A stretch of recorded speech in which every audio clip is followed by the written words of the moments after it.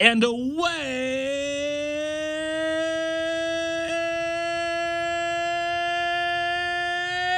we go. Happy Friday, everybody. Oh, today's program is going to be really, really good, or I have a feeling it's going to be really, really bad. There is no in-between on the program today. I am performing without a net. I am performing with not much sleep. And I don't know how much of a voice I have left over the last 24 hours. But I do have some pretty good guests lined up for the program today and lots of great topics for you to kick around. So welcome to the Friday edition of the Rich Rare Radio Show here on the home of the Arizona Wildcats, Wildcats Radio 1290. That's my trusted sidekick. Couldn't make it today, so Dragon Ball's here. Who's the trusted sidekick? Anybody other than you. You're the one who gets us in trouble every day. I don't get us in trouble. I've never gotten us in trouble.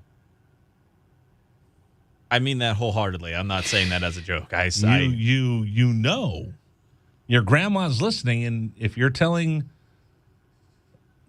non-truths, you're going to get hit with her slipper when you get back to the house. I know, but this is what I'm willing to stand behind.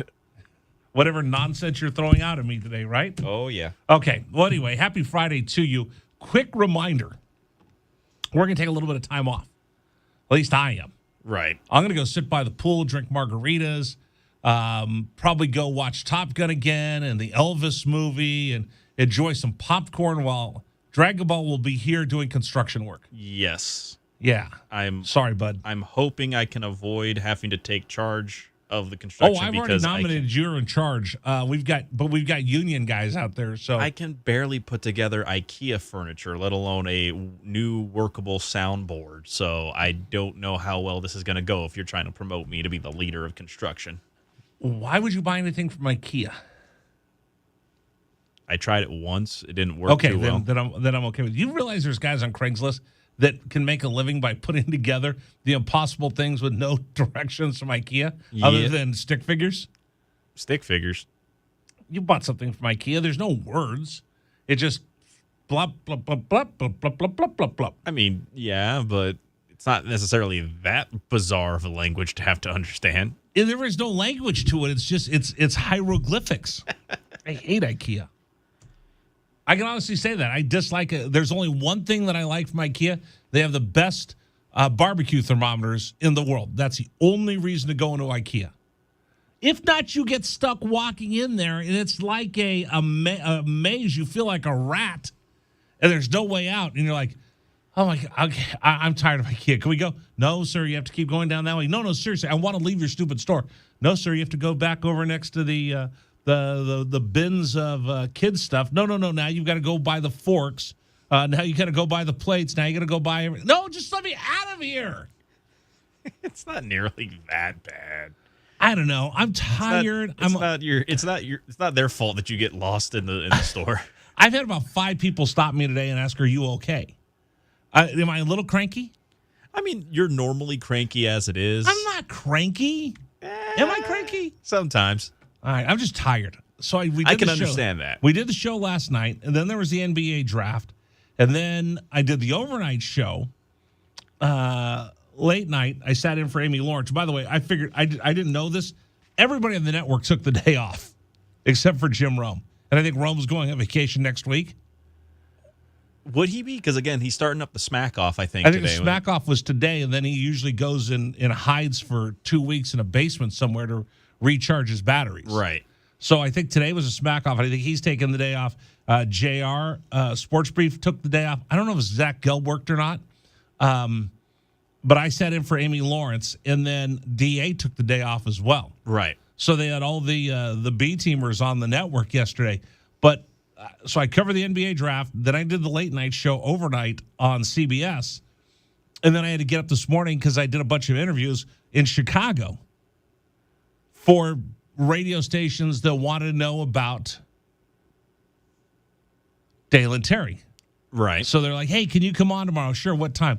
How about 6 o'clock our time? Dude, I'm going to get off the air at 6 o'clock. Okay, how about we have you come on? It's 7:20 our time. I'm like, so I'm going to get like an hour's sleep. Okay, fine. So I woke up. I set my alarm to make sure that I didn't. and they messed up the difference because they thought we were mountain time and they really needed to be Pacific time. So I woke up, then I had an hour to go back to sleep. But it's one of those things where you can't go back to sleep because you're not sure you're going to be able to wake up. You don't want to sleep through the call. So I just stayed up. That was your mistake. That was your mistake. You needed to go ahead and make like an alarm that goes off every 5 minutes. That's usually what I do. But then you get no rest. That's the point. You're not supposed to rest. Oh. Well, I'm not rested, but I think we're going to have a pretty good show today. I think so. So I've got a couple things for you. Brett Siegel is going to stop by from Sports Illustrated, friend of the program. He's going to break down everything that happened last night in the NBA. Bill Baith is going to join us today.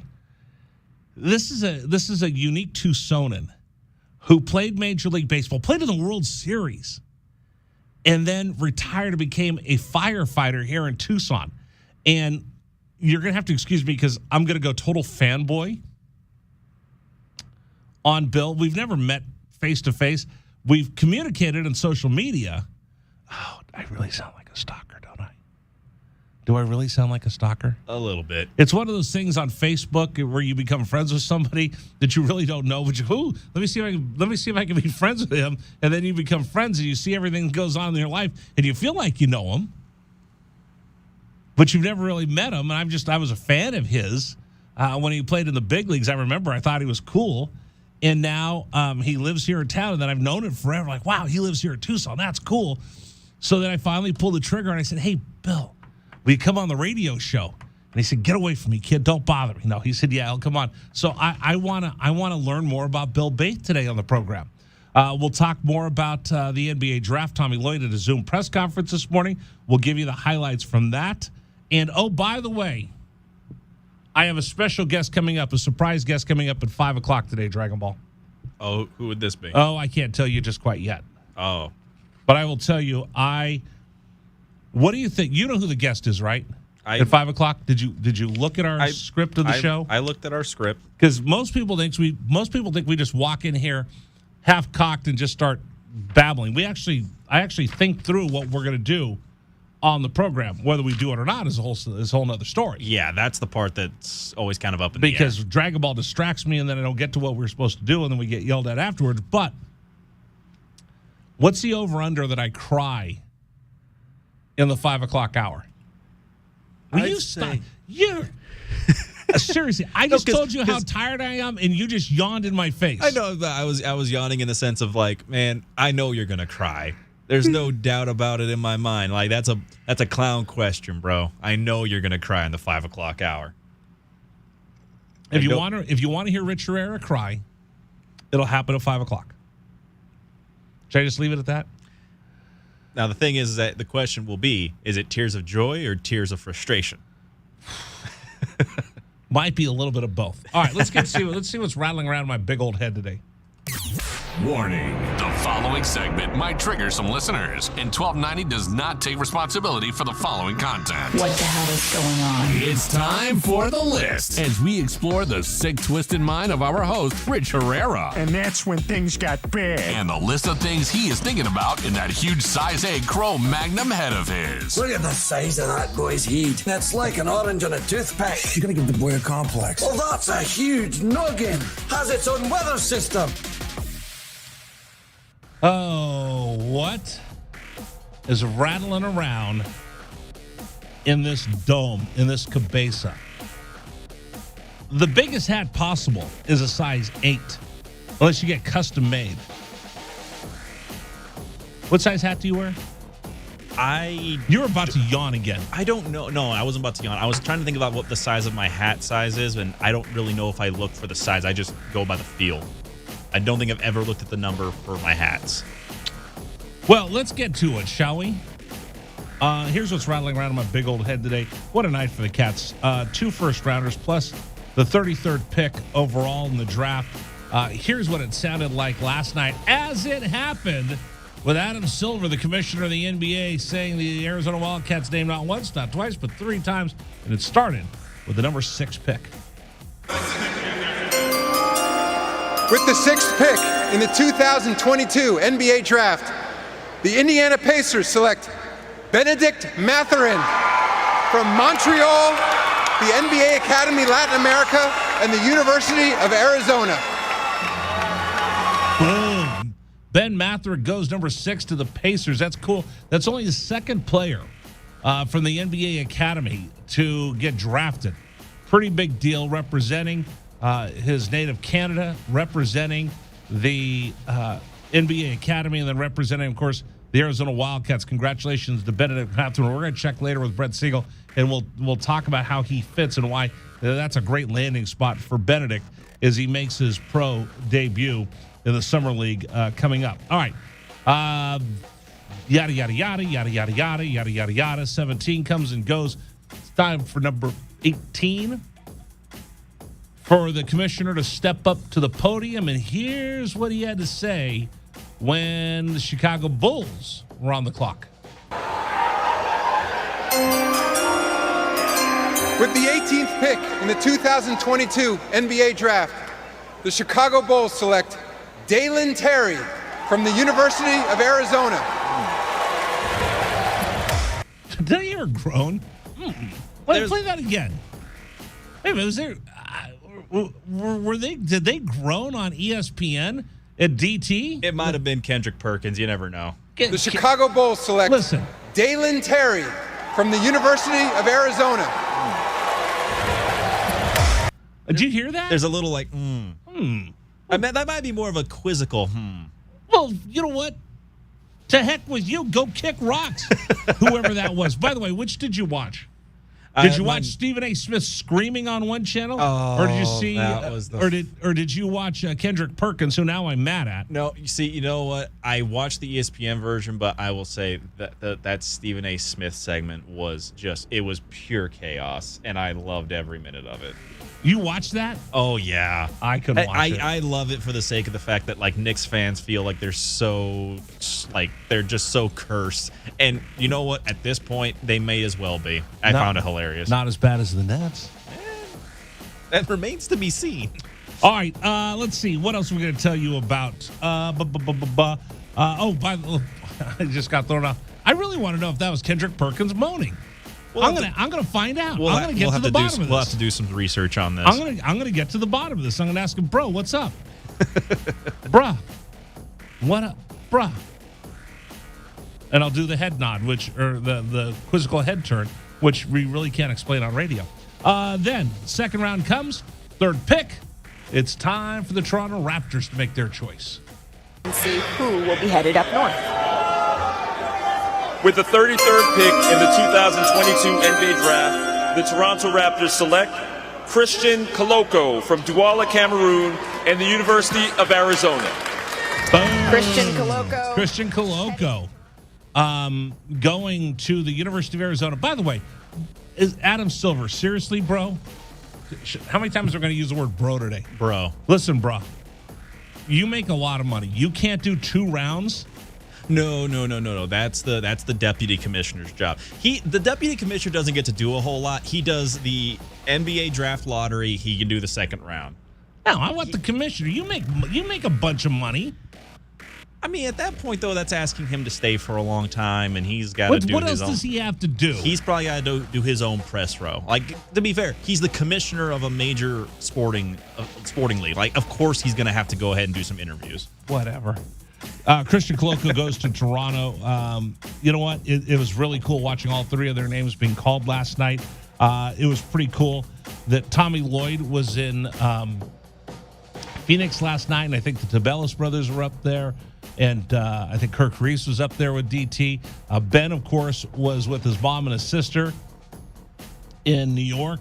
And Jack Murphy was with him. And then Coach Robinson, Steve Robinson, was with Christian Koloko and his sister as they watched the draft in Los Angeles. I thought that was a classy move by the Arizona Wildcat coaching staff, being there with their guys as they get ready to step off into the next level in their professional careers. I do think the NBA draft is kind of odd, though, Dragon Ball. How would you describe it as odd? I remember when everybody wanted to see where was Shaquille O'Neal going to go, right? Remember Shaq, Kobe, where everybody was going to go with those big drafts, right? What are you laughing at? Okay, this is not connected, so I'm going to save this for later, but there was something that I saw that was very funny on Instagram last night. I'll tell you later, but continue with what you were saying about the prospects. See, folks, now you know why he always ruins the program. You just cut off my train of thought. I'm sure even you will like this. So anyway, before it was, all right, number 1 draft pick. I'm going to get a player that's going to be an instant impact. Penny Hardaway, Shaq, Kobe, right? Now, Banchero's the number 1 pick. And they're talking about, well, here's a potential he has in a couple of years. DeAndre Ayton, number 1 draft pick a couple of years ago, he's about to walk. The NBA draft is no longer about getting an impact player. The players have gotten so young, it's about who am I going to babysit until they're ready to make that transition to be that next big thing. It's just weird that this is more like drafting for Major League Baseball than it was when I'm going out to see who's getting Shaq. Let's see. What else am I going to tell you about? By the way, you can get ready for the trades. We mentioned DeAndre Ayton. Elvis movie coming out this week. Is it monsoon season now? Is this officially it? I'm not sure. I have to go ahead and check to see exactly when the monsoon starts in Tucson. I feel like we're getting close because it's usually around the start of summer. Yeah, I love the monsoons. Oh, yeah. Last year, they weren't that good. No, they were lacking. They were kind of weak. Yeah. Come on, monsoon, folks. Let's get it. I like watching all the desert animals running out there, getting their only gulps of water for the year. Like I read there's some animals, they only drink water once a year. Yeah, you're looking at about June 15th to the September 30th. That's monsoon. So, yeah, we're well into monsoon at this point. All right. And then what else can I tell you about that's rattling around in my head right now? Do I have time for this? Oh, yeah. See this big smile on my face? I had the greatest news yesterday. Mm-hmm. I shared it. I told you guys when I came back to do this radio show, I was going to be transparent. I was going to talk about my life. I was going to talk about everything. So, as you know, I have been sitting on pins and needles. You hear the phone ring in the middle of the show because I don't turn the ringer off because I'm waiting to hear from my son. So yesterday I get a phone call from my son and he said, Dad, I did it. I passed all my classes and I'm going to get promoted to a midshipman 3rd class. So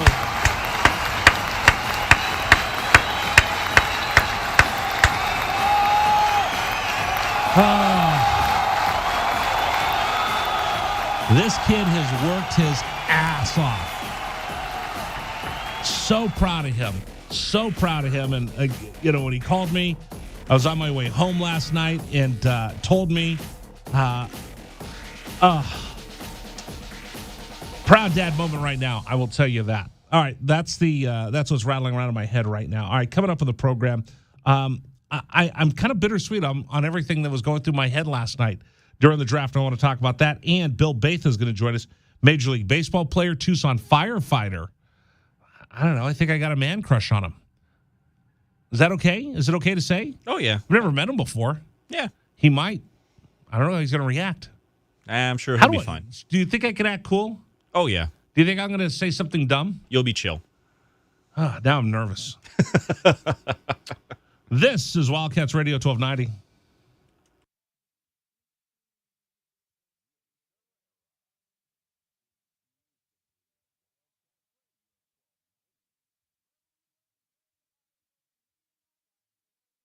From the O'Reilly Chevrolet Traffic Center, this is your Wildcats Radio 1290 traffic. Campbell and Valencia and Campbell. With a collision clearing that was also earlier a vehicle fire, some westbound restrictions and slowing on Valencia approaching and passing Campbell. And also clearing Wilmot and Park Place, which is on Wilmot, south of Broadway at Wilmot and Park Place Drive. And I'm Cricket with your Wildcats Radio 1290 traffic.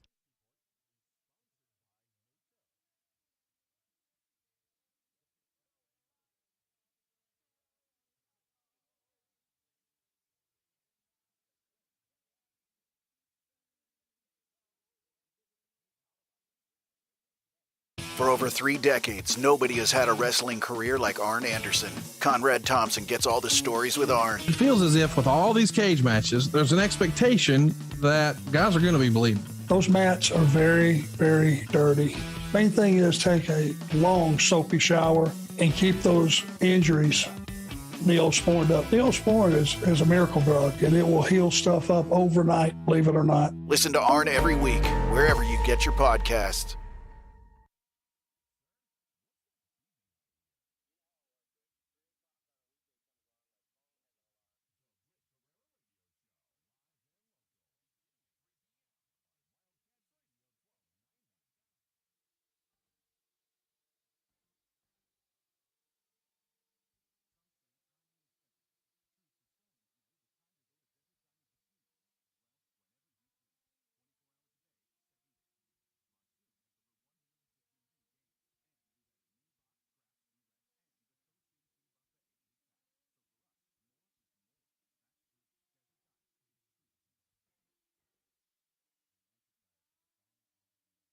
Ever get the urge to get out and see this beautiful state up close and personal? Then get on down to RV City in Huachuca City and camper up with a new or used RV fifth wheel travel trailer or pop-up. And we guarantee the short drive will be well worth it because We'll beat any deal anywhere. And we guarantee it. bring us your best deal and watch us knock it out of the park. Our small city low overhead pricing is why we can meet or beat any deal you'll find in Tucson. Low overhead pricing, big city selection. That's always the ball game at RV City in Huachuca City.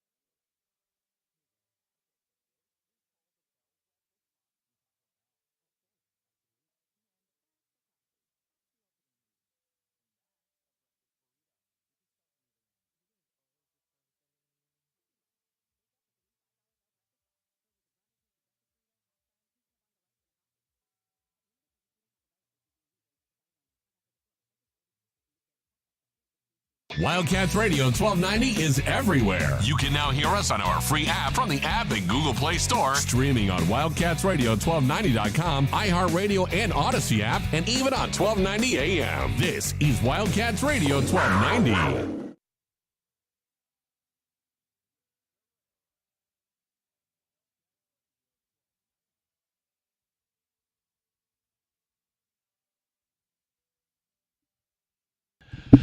Rich Rare Radio Show. Thanks for joining us, everybody. Program brought to you in part today by Trajan Wealth. You know, there was a whole bunch of money handed out yesterday, right, in the NBA. So what's going to happen to that money? You know that this is unbelievable. 75% of players in the league will go bankrupt 5 years out of the league. That's amazing when you see money being handed out for these players that have worked their tails off. Why? Because if you don't handle your money and you don't have someone you can trust with your money, it is going to run out. I don't care how much you make. If you don't take care of your business won't take care of you. So here's the deal. You got to find somebody you trust. You got to find somebody who's going to agree with you, and you set the guidelines, you set the goals, and then they do everything they can to reach your goals. They're incentivized to be your partner, to make sure that what you're looking for happens. That's what they do at Trade Your Wealth. They're fiduciaries. They're fee only. They're paid and incentivized to simply grow your portfolio, not sell you something that might not be in your best interest. Who's working on protecting your assets and your money, especially in these troubled economic times? If you don't have an answer like that, then I suggest you call Trade Your Wealth today, 321-4100. Sit down with them. Let them take a look at what you've been doing. Let them give you a second opinion. Let them take a look and talk about how you're going to handle the difficult, bumpy financial road that's upon us. 321-4100, 321-4100, or go to tradeyourwealth.com, TRAJAN wealth.com. Advisory services offered through Trade Your Wealth LLC, and SEC registered investment advisor. All right, I don't want to be late here, Dragon Ball, because we're going to talk to Bill Baith. Can you tell I'm a little excited? Yes, you are very excited. I'm sweating over here. Oh, well, that's because you're wearing the hoodie. No, it's dry fit. I'm sweating over here. A little nervous. I've admired Bill Baith for the longest time. It's no different than any other interview you've ever done. I can promise you that. You know what, folks? There's a good chance I'm going to go fanboy today. There's a really good chance I'll go fanboy today. Do you think my voice cracks? Hi. No, you can't. You can't do that. Hi, Mr. Baith. You can't do that because then you sound disingenuous. That's what you tell me all the time. No, but if your voice actually cracks because you're so nervous. Like the first time I ever did the Giants postgame show, and Vin Scully waves at me, and I go, coming up on... I think you're going to be fine, Rich. All right. We'll talk to Bill Baith coming up next, former Major Leaguer, retired Tucson Fire and Fire. I'm fascinated to learn more about his story from one of our fellow Tucsonans. I think this is going to be cool. A little bit later, you'll hear what Tommy Lloyd has to say coming up at the top of the hour. All that right here on 1290.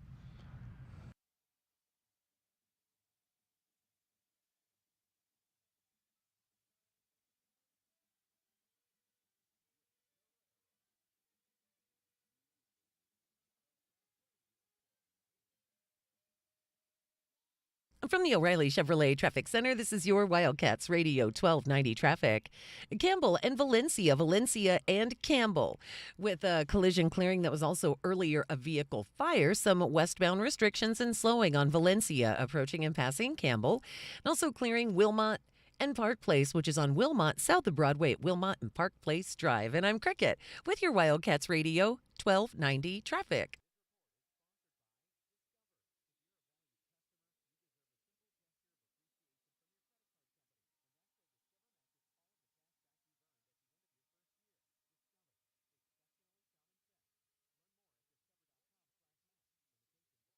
The moments that matter to Wildcats fans are only on 1290. Whether we win, smiles everywhere, the Cats have the title, and if anybody's going to rush the court, guess who? It's the Arizona bench. Or whether we lose. And the Bruins, who had lost their previous two games here at Arizona Stadium, come away with the win tonight. 1290 is always there by your side to bring you all the raw emotion of the moments that matter to Wildcats fans. We are Wildcats Radio 1290.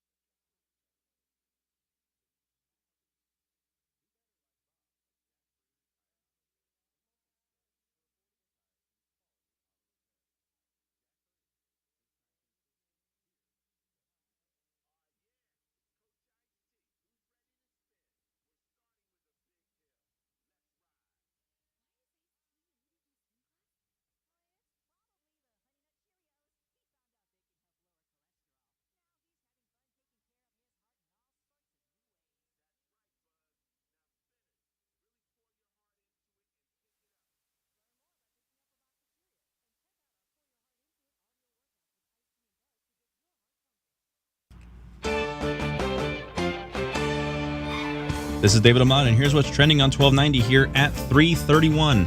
Again, 3 Arizona Wildcats are heading to the NBA as Ben Mathurin will head to Indiana, Dalen Terry goes to Chicago, and Christian Coloco will be heading out to Toronto after last night's NBA draft. The Suns, for the second straight year, make no draft picks, but they do bring in former Oregon Duck Lewis King to their Summer League roster. And in the wake of the Supreme Court's ruling of Roe v. Wade, the WNBA Players Union has decried the decision and says that the decision by the court shows a branch of government that is out of touch with the country. Yankees and Aaron Judge, though, managed to avoid arbitration as they now reach a deal just before his deadline as the Slugger signs a new $19 million deal plus incentives. That's what's trending locally and nationally on 1290. Still more to come on The Rich Herrera Show. This is Wildcats Radio 1290.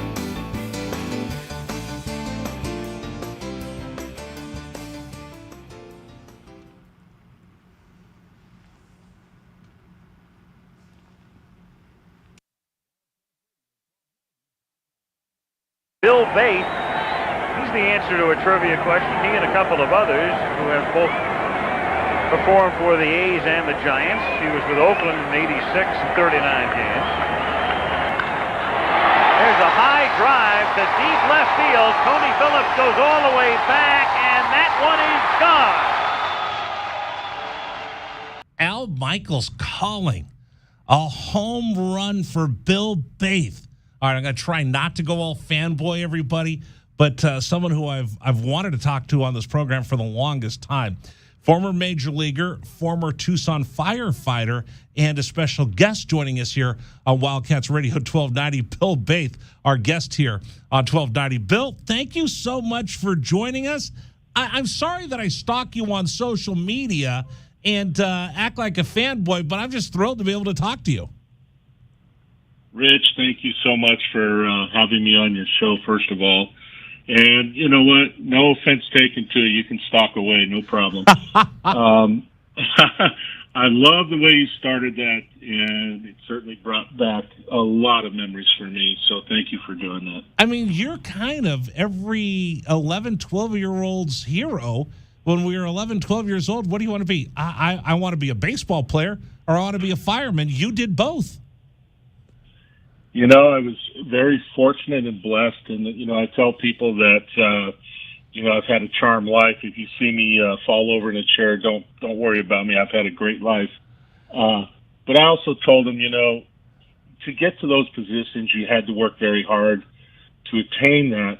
And it's funny you mentioned that, because my first oral board on the fire department, my fire chief asked me, he said, "Hey, Bill, what do you think of the fire department?" And I said, "Well," I said, "I got to play in a World Series and ride a big red fire truck. What else is there?" And he said, "Great answer." Wow, that's amazing. All right, well, for the folks that might just know you from your career here with the Tucson Fire Department, let's talk a little bit about your big league career. Then I want to hear all about your career here at Tucson. So you grew up in Southern California, broke in with the Oakland Athletics, and then we heard the home run that you hit for the San Francisco Giants. Talk to us about your big league career and what it was like when you made your way up through to the big leagues and got that moment where you first showed up and you walked into a big league clubhouse. Well, obviously, you know, as a kid, as a child, I always had a dream of someday playing in the big leagues. And, you know, when I was growing up, I knew that I had something special, because a lot of the parents would come to my parents and say, "Hey, your kid's going to be a pro someday." And I was lucky in the fact that I loved baseball so much, and I also had the ability to go with it. And I remember signing with the Oakland A's out of Pepperdine. And I went through a long minor league career because injuries always set me back. And every year I would be invited to big league camp with a chance to make the club. I was a highly touted prospect. My first full season in the minor leagues, I played in the Eastern League in West Haven, and we won the championship that year. Bob Didier was my manager. Billy Martin was the manager of the big league club. And I ended up being voted the 7th best prospect in the Eastern League that year, and I was on the fast track to the big leagues. And they immediately shipped me to Venezuela to hone my skills before making the big leagues. And I played for the great Davey Concepcion of the Big Red Machine. I played for his team over in Venezuela, and when I came back, I was really burned out. I mean, I had caught so many games that I developed atrophy in my shoulder, and so that began a long process of rebuilding my strength. And then it just seemed that injuries would keep coming, and I kept going back to AAA. And then in 1986, I got a notice in the mail that it was going to be my first year to report directly to minor league camp. And for people that know baseball, minor league camp starts about a week or two after big league camp. And basically what that is a notice that, hey, we're not giving you a chance. You know, you're just going to report to minor league camp. And I was really bummed out. And during the winter, I was a grout foreman, and I was helping to build a printing plant in Casa Grande. And when I got that notice, instead of hanging my head, I took it as a challenge. And so that entire winter, whenever I had the grout hose in my hand, I would run with it. I would run up the scaffolding. I would just go as hard as I could, as fast as I could. And when I started getting towards the end of the winter, I could feel myself being quicker, stronger. And big league camp had already opened up. And Carl Keel, the late, great Carl Keel, who was the minor league coordinator, he called me up and he said, hey, Billy, he said, you know, I've never really taken a good look at you. Do you mind coming down to Phoenix early? And I want to take a good look at you. And I said, I'll be there tomorrow. So I drove down there the next day, and we started working out, just me and him, one-on-one. And the third day, he said, I am really impressed. He goes, I am so impressed that I'm going to send you back to big league camp, which is already going on, and I'm going to do it today. So I happily reported back to big league camp, and of course I already knew everybody on the big league club, and they welcomed me. But all I was doing was warming pitchers up in the bullpen again during the Cactus League games. I thought, man, I'm never going to get a shot. And after about the third or fourth day, there was like 3 catchers ahead of me. They all got hurt at once. I don't know how it happened, but it happened. And it was just me and Charlie O'Brien as the lone catchers during that spring training. And Jackie Moore called us in the office and he said, gentlemen, you don't have to be a nuclear physicist to figure this one out. He goes, Bill, you're going to catch today, Charlie tomorrow. I'm going to rotate you. Let's just see what happens. Well, what happened, Rich, is I just happened to have the best spring training of my life. And one example of a game was when Dennis Eckersley was still with the Cubs. We were playing at Hohokam Field, and I was starting, and there was 2 men on, second and third, and he throws me a slider away, and I hit a bullet right past his forehead for a 2-run single. Next time I come up, there's 2 men on. He tries to gas me inside with a fastball, and I took him over the scoreboard for a 3-run homer. And so that kind of was how my spring training went. And as we got towards the end of spring training, everybody kept saying, hey, do you think you're going to make the club? And I said, well, I think I deserve to. And Jackie Moore told me that he wanted me on the team. But he said, you know how things go, Bill. The ownership's talking about getting Rick Cerrone, a veteran. And he said, but I want you. But I just want to prepare you. I don't know what's going to happen. So 3 days before the end of spring training, they trade Charlie O'Brien to the Milwaukee Brewers for Moose Haas, and I'm the lone catcher standing in spring training. You got to remember, I went from a notice to minor league camp to being the only catcher left in spring training. And when it was 2 days left, I was shagging balls in left field, and I see Jackie Moore poke his head out of the dugout, and he finds me.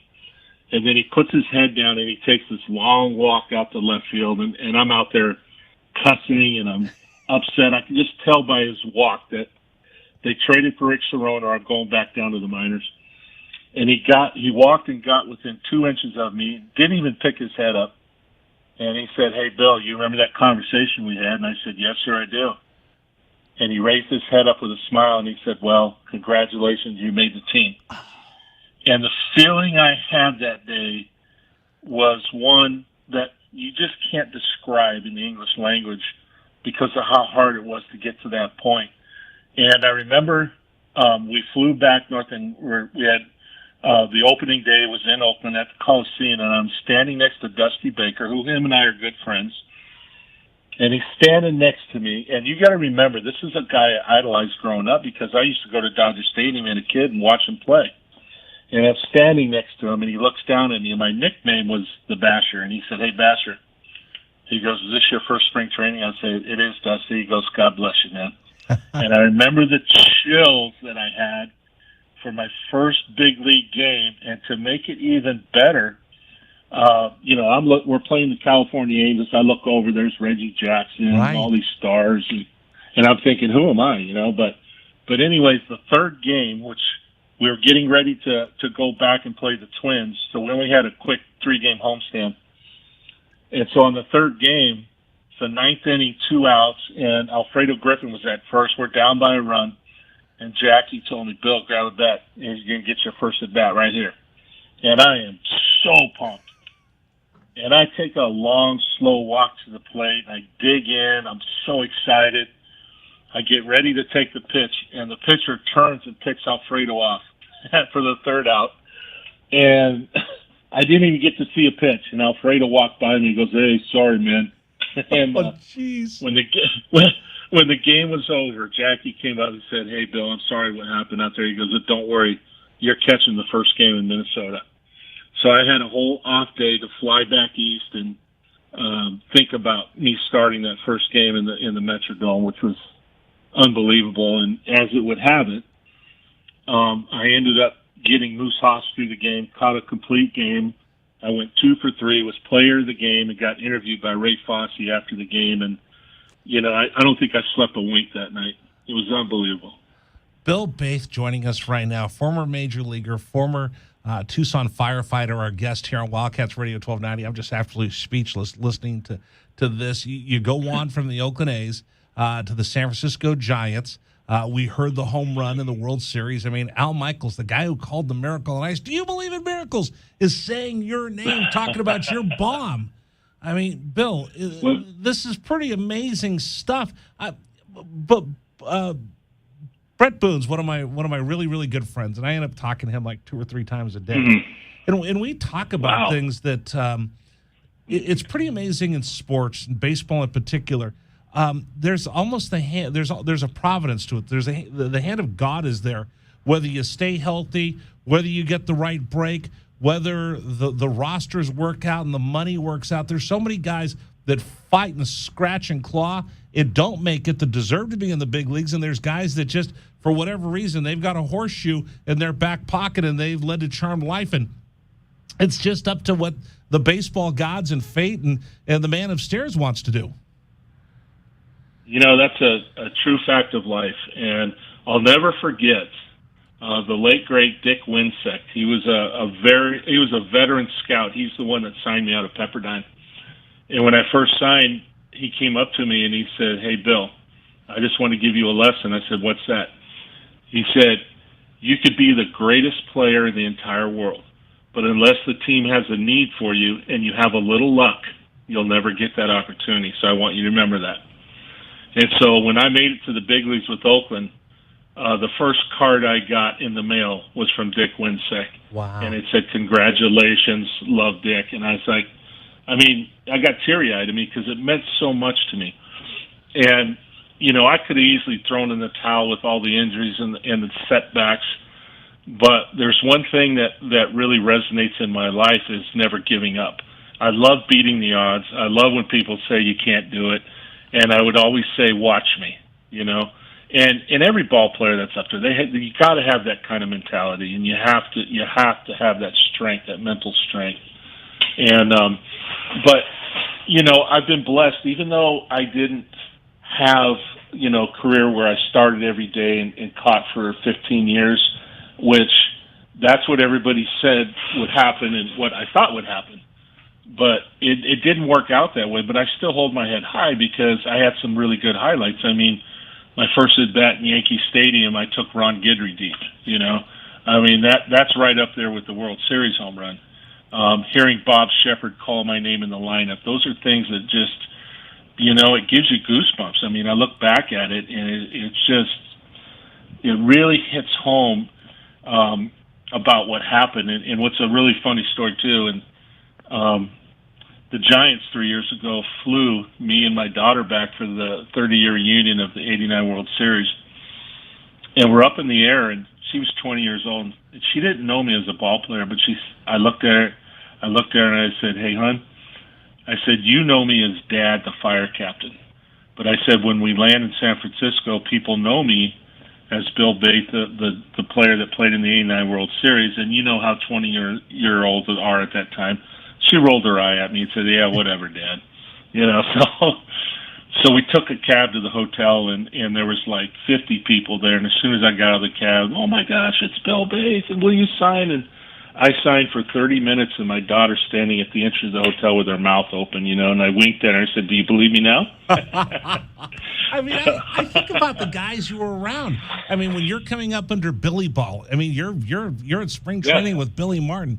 You mentioned Dusty Baker, who I think the world of. In fact, my son's middle name is Baker. I named him after Dusty because Dusty treated everybody the same, no matter whether you were the owner or the guy cleaning the parking lot. And I told my boy, I said, you should emulate that because he treats everybody the same, and he's a fair man. I mean, you go back to, the '89 World Series. You had baby Roger Craig. You were next to a young Will Clark. I can keep going on with Kevin Mitchell and, one of the most inspirational men I know, Dave Dravecki, who lost his arm to cancer. And we can keep going and going and going. There were some people that you were around early in your life that I got to imagine made an impact on you. They made a huge impact on me. And the thing about the '89 Giants team was the chemistry that we all had. You could see one team, and you'll have your clique of veterans and your clique of rookies, and the veterans wouldn't really necessarily hang with the young guys. But with the Giants, it was different. The veterans made a point to make sure you felt comfortable. I never forgot, at times I would pinch hit for Roger. If I struck out and came, Mike Krukow would sit next to me and say, "Hey, Billy, that was a great swing, man. You got him next time. You got him next time. Keep swinging it." It was that positive reinforcement constantly. Roger Craig, too. And Roger didn't use me at first. When I signed with them in '89, they knew about me, and I was in big league camp. And because the year before, I almost won the AAA batting title with the Iowa Cubs, and they came after me hard when I was a free agent. And he told me, he said, "I'm sending you down, Bill, but I've got my eye on you." And when they called me up, I was hitting like almost 500 at Phoenix. I was there a month and a half, and nobody could get me out. And they called me up. And so the Giants were in first place at that time. And so I showed up for the first game, nothing happens. Second game, nothing happens. Third game, still hadn't been used. And after the game, I went up to Roger Craig, and you got to remember, this is how much I believed in myself. I said, "Roger, can I talk to you in your office?" And he kind of looks at me funny. He goes, "Sure, come on in, Bill." And we sat down, and I go, "I don't think you know who I am." And he started laughing. And he goes, "Of course I know who you are." I said, No, you really don't. And he goes, "What do you mean by that?" I said, "I know you don't want to fix anything that's not broken, but I can hit. I can flat out hit, and I can help you win." I said, "Give me the shot." And he just looked at me and smiled and said, "All right, big boy, you'll get your shot." Well, the next day, we're playing the Padres. We're at Candlestick. So he puts me in a little token pinch hit in the seventh inning. And it just so happened the pitcher on the mound was my little league buddy that I played with in California, Dave Leeper. So he's thrown. And, of course, I hit a bullet up the middle for a base hit, 1-for-1. And so I came back out, and Roger's like, "Okay, no big deal." We flew to San Diego, and he does a double switch with me and Terry Kennedy. And I come in, and I go 2-for-2, was player of the game. And after the game, he said, "Bill, get in my office right now." And I'm like, "What did I do?" So I go running in there. And he goes, "Shut the door." And I shut the door, and he looks at me, and he goes, "Gosh, dang it, you can hit." I said, "I told you, Roger, I can hit." And he goes, "I can't believe this." He goes, "This is unbelievable." I go, "Roger, I would pay you $5 million to put me in there with the game on the line." He goes, "You're going to get your chance, big boy."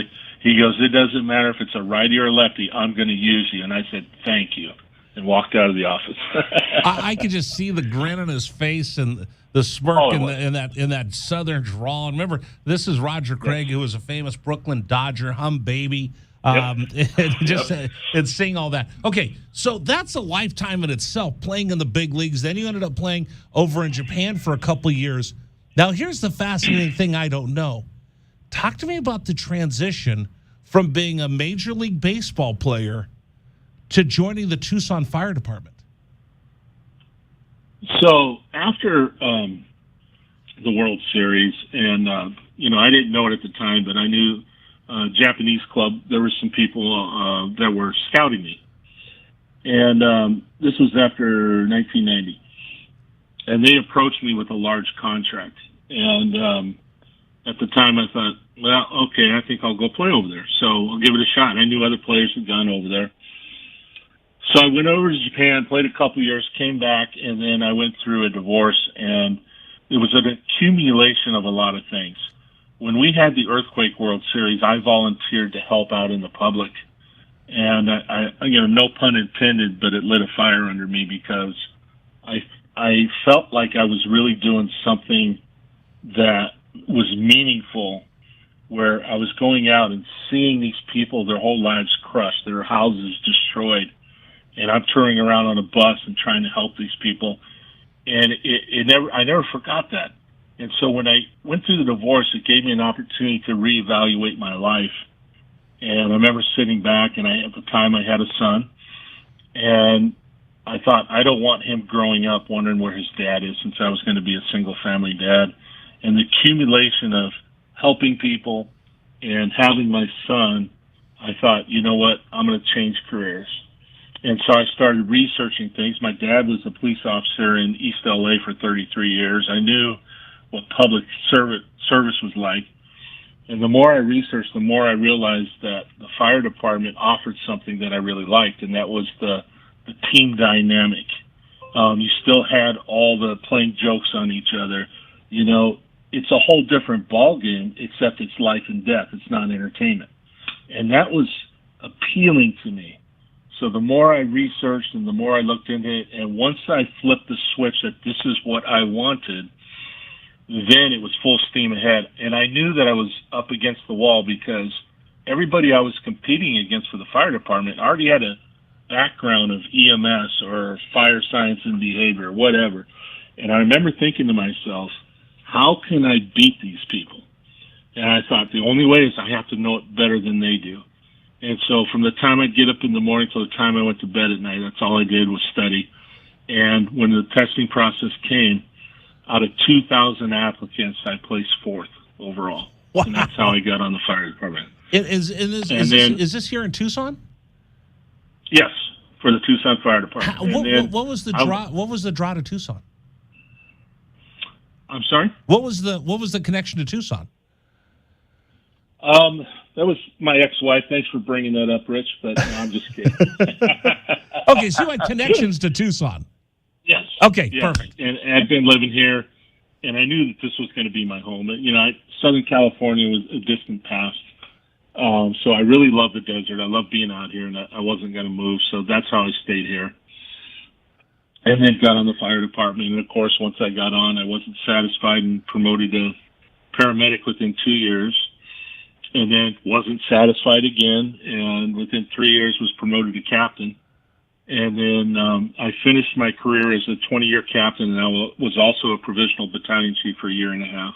Wow. And I loved being on center stage. So if we had a real chaotic scene, I loved being the incident commander and running the scene. I loved, the more chaotic it was, the more that I liked it. And I found as I went through my career that, I was a natural at it. So I loved doing it. And, and throughout my career on the Tucson Fire Department, I've seen some unbelievable stuff that will stick with me for the rest of my life. But, and there was also the good things, where I actually saved somebody's life, and have a family member come up and hug you and thank you for saving their loved one, It's a whole different feeling, and I try to relate that to people. I say, I've been in 2 big stages. One was entertainment and fun. The other one was life and death, where you're in the trenches seeing these people when they lose a loved one. Or, I've delivered babies out in the field. I'm watching life come I mean, a totally different thing, but the same reward, you know. And it was just, I've just been blessed, you know, that I got to experience both things. I got a 21-year-old son, and he is everything to me. So on Wednesday, we talked to the coaches, and I try to get life lessons from them. Caitlin Lowe, who's a softball coach, taught me champions adjust. So I talked to him about, hey, when you're studying and you're working and things aren't going, just make it a little subtle change. And he uses that when he pitches. He uses that when he's in class. Jim Anderson, the golf coach, has taught him you're more prepared than you think you are. So there's a lot of these coachisms and things that I've gotten for sports that I think translate to daily life. I have a question for you that I'm fascinated by when I knew you were coming on, and there's one question I did want to ask you.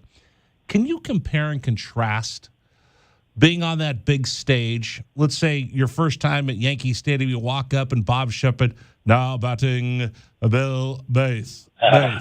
Very good. You're facing Guidry, one of the greatest pitchers of all time.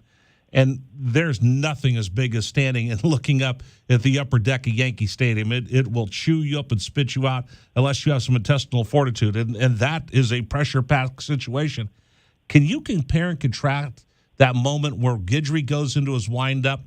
And is it even possible to talk about that moment of inertia that you have at that moment where you have to react to the moment that you're on a call and it's life and death, and everybody else is losing their minds around you, and you have to focus, and you have to control your adrenaline in order to do your job? Yes, I'd be happy to, because, you know, it's a great, great question. I love it. You have to train yourself, belief in yourself, and know that you belong there. And to give you an example of that, when I first got called up to the big leagues, you know, I'm looking across the field, looking at Reggie Jackson and, you know, all these people, and you're going, who am I? You know, but you can't think that way. You have to think that I'm here for a reason, and I do have the ability, and then you have to trust your ability. Trust that you know what needs to be done, and believe in yourself. Where people fail is they let the moment define them as opposed to relying on what they're already trained for. And I always tell people, too, you learn by your defeat. You know, that's how you gauge where you are or what you need to do to improve yourself. And it boils down to is your mental approach.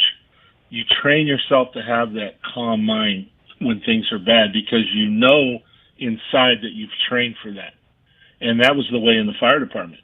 That's why we do so many things over and over so that it's second nature. So that when the tones go off at 3 o'clock in the morning and you're half asleep, and you jump on the rig and you're going down the road and you're hearing of people trapped inside a building and this and that, blah, blah, blah, that's where your training takes over. But you can't think about it. You have to trust what you already know and believe in yourself. And that's how you get past those moments. It's just like I said, when you're playing on the big league field, you know, I could have psyched myself out over and over. Just every team we played, I'd look over and go, yeah, I watched you as a kid. Yeah, I watched you. Yeah, I watched you. But when you're there, you have to believe in yourself. And I remember in Anaheim, I'm a rookie, and I'm catching, and Reggie Jackson at the plate, pitcher throws a strike. The umpire calls ball. Without turning my head, I said to Blue, hey, you missed that one, Blue. And, of course, Reggie chimed in on me. He's upset. Shut the hell up, rookie. You know, and, of course, me, not backing down from a challenge, jumped up in his face, and we started yelling at each other, and I thought, wow, did I just get in the face of Reggie Jackson? Oh my gosh! But you have to believe in yourself. It has to come from that inner strength, and that comes through training and preparation. And then also when you fail, realize you're failing, but you have to learn from it. If you fail to learn from what you just failed at, then you truly do fail. But the only way to really mark what you're doing is to learn from that. Bill Bates joining us right now on Wildcats Radio 1290. We've gone way over time, and I'm going to beg for you to stay with me for just 1 second, Bill. But we got to pause. Let's pause 10 seconds for legal ID here on Wildcats Radio 1290.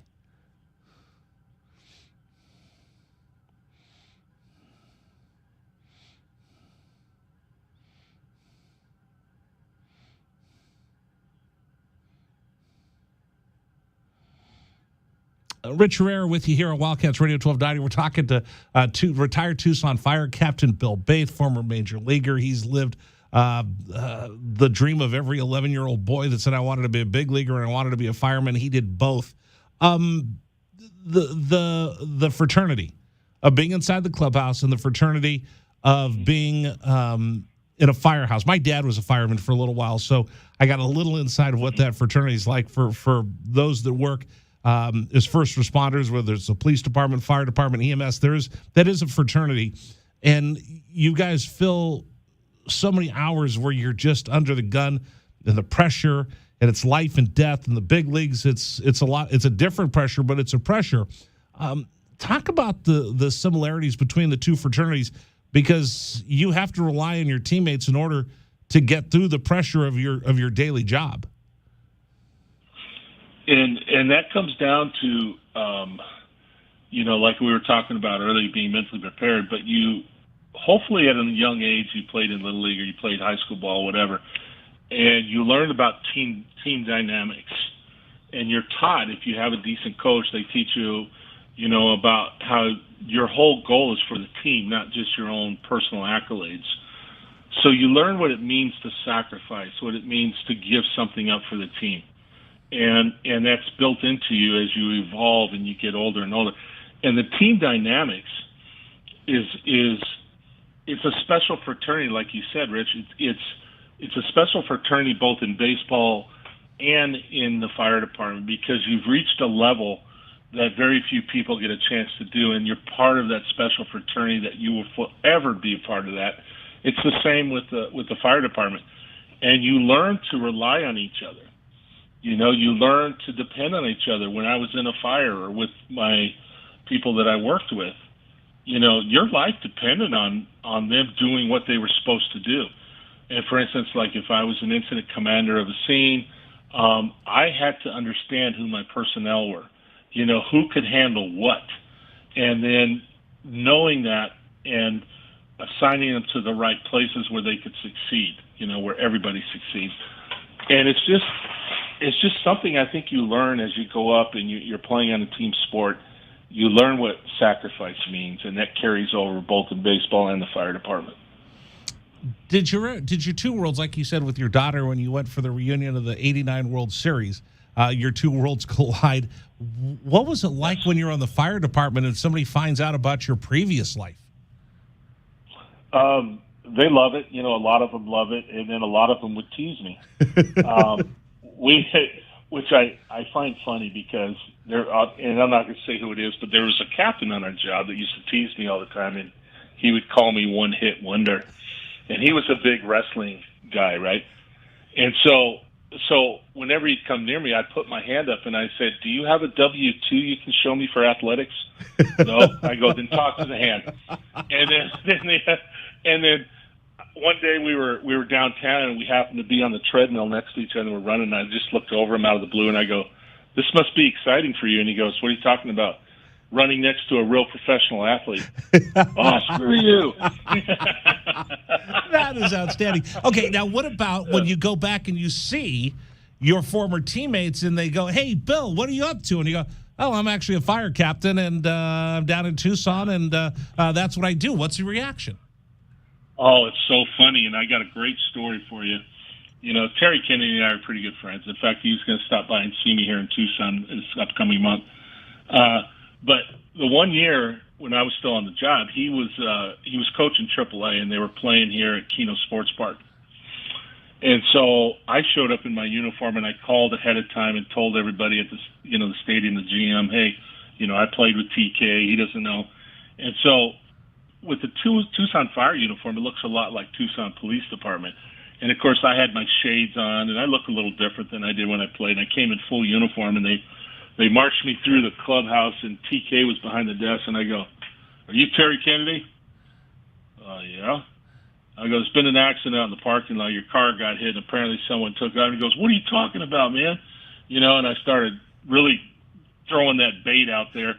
And then finally I lifted my glasses up, and I go, "Hey, it's Basher." And he came flying behind the desk and tackled me. "Oh, my gosh, I can't believe this."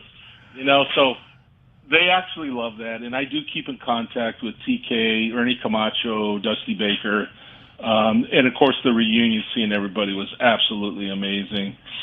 I mean, and to put it in perspective, when I became a fireman, I suppressed all the feelings I had about baseball because I wanted to focus on helping people. And so when they called me out onto the field that day 3 years ago, and I had my uniform top on, and they were announcing the things that I did in those 2 years, and as I'm walking out to the mound to standing ovation, I got tears coming down my eyes because now all those feelings came rushing back. And I remember they had a spot for me to stand behind the pitcher's mound at Oracle Park there, and I'm standing waving to the crowd, and I look at home plate in my mind, I'm going, yeah, I could still play. Oh, maybe not. And then I come running off the field, and I said, hey, Boach. He goes, what's up, Billy? Because I knew him pretty well. And I go, hey, just a thought for you, Bruce. I said, I have my uniform top on. If you need me to pinch hit, I can help you. And he goes, get the heck out of my dugout. Oh my God. So what are you doing now? Because you're retired from the fire department, right? Yeah. So 2 years before I retired from the fire department, I have this innate thing that I like to help people. So I did not want to retire and do nothing. So 2 years before I retired, and I retired in April of 2022. 2 years ago, I took an interest in Medicare.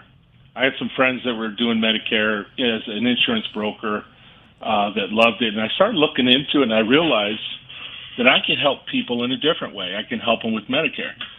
So the more I looked in it, the more I really liked it. So I went out and got licensed and appointed in Arizona and started a Medicare business, and now I'm in 6 states. In 4 years, I'm in 6 states and have over 200 clients. And I've really grown this business. And I have some MLB players as my clients. I have one of the band members from Eddie Money's one of my clients. I have a huge networking with All Public Safety. And then my business has grown because I take really good care of people. And so I see myself doing this for another 8-10 years because, I love doing it.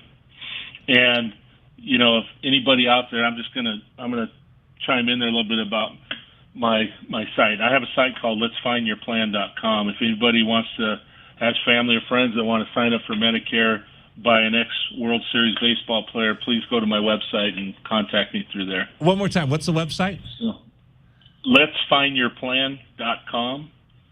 And it's an interactive site, very good. And anyways, my business just continues to grow. I'm good friends with the owner of Crest Insurance, Cody Ritchie. Good guy. I use his offices a lot there at Broadway and Williams Circle. I've known him a long time. Him and I caddied together at La Paloma before either one of us were famous or anything. So I've known him a long, long time. Wow, Bill, I have. Please, no, please. No, I was going to say now, I'm 61. I have 7 kids, 8 grandbabies, and wow, I have a great life. Yeah. Thank you so much for just letting me fanboy and listen to all these stories. I didn't mean to keep you on this long. I completely blew up the clock, but I don't care because this has been a remarkable story in lessons, and the takeaway for this is tremendous. Well, I appreciate it, Richard. It's a chance for me. I don't always get the opportunity to, talk baseball and stuff. I have the most wonderful wife in the world, but as she tells me often, I hate baseball. If you were Peyton Manning, I would watch you. So for me to come on here and talk baseball means the world to me. I love talking baseball because it's a chance for me to go down memory lane and revisit those feelings and how hard it was to get where I was, and it's just great. I really appreciate you for that. We have to do this again. I have to have you do this again because not only do I want to talk more baseball, I'd really like to talk about first responders. Absolutely. And the job that they do. And there's now 4 passions in your life that I could tell: your family, Major League playing baseball, your brothers and sisters in the fire department, and then your new occupation, helping people take care of their medical needs. It's pretty remarkable. Yep. Bill Baith has been our special guest here on Wildcats Radio 1290. Bill, I got to tell you, from the bottom of my heart, I really appreciate you coming on. I want to keep in touch. Maybe we can actually meet face-to-face instead of me stalking you on social media. But I would appreciate if we could do this again sometime. I've enjoyed this tremendously. Absolutely, Rich. I'd love to meet you for lunch sometime. Just reach out to me, and we'll set up a time, and I would love to meet you in person as well. Thank you so much, Bill. We'll catch up with you soon. Bill Baith, our special guest here on Wildcats Radio 1290. Bill, take care. I'll talk to you soon. Sounds good, Rich. Have a great day, my friend. All right, hum baby. Bill Baith joining us here on Wildcats Radio 1290. Wow. Did I do okay? Dragon Ball? Did I go all fanboy? You did, but it was worth it. Was that incredible? That was a great spot. Think of this. He lived everybody's life that you wanted to as a kid. What do you want to do when you grow up? I want to be a Major League Baseball player. What do you want to do, Johnny? I want to be a fireman. Wow. Why not both? Exactly. All right. I've completely blown up the clock, but I don't care because that was a lot of fun. Coming up next, we're going to hear from Tommy Lloyd. Yes. Tommy Lloyd, Brett Siegel, and then a special guest coming up at 5. I'm Rich Herrera. It's Friday edition of this program. Rich Herrera Show. Yeah, that's what it's called. Wildcats Radio 1290.